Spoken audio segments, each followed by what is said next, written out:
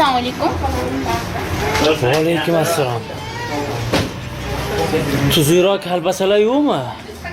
Eng yaxshi halol kalbasalar-ku. Ayyo. Bularni men bilaman-ku, qanaqa kalbasaligini.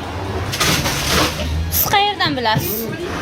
Singlim, men kalbasani ko'zimni yumib ushab, qayerda tayyorlangan, kim tayyorlagan, qanday tayyorlagan, hammasini aytib beraman.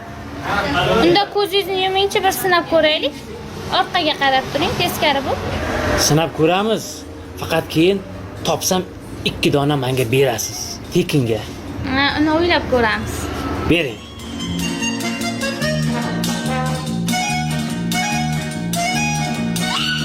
Xo'sh, bu kalbasa yangi yo'ldan chiqadi.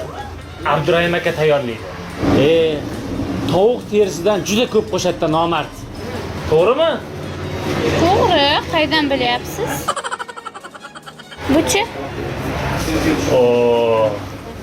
O'zi og'ir bo'lgani bilan ichida nopok go'shtlar aralashgan.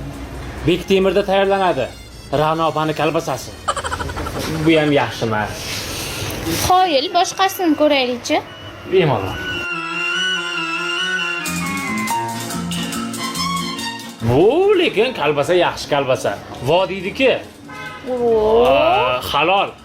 Toza go'shtdan tayyorlaydi. Mana shundan yeyman doim.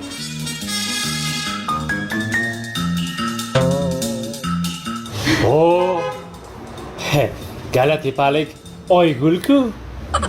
45 yosh. Albert xotini 4 ta tuqqan. Hey! Sen qayerdan bilasan? Nima? Sen Albert sotni ekansiz.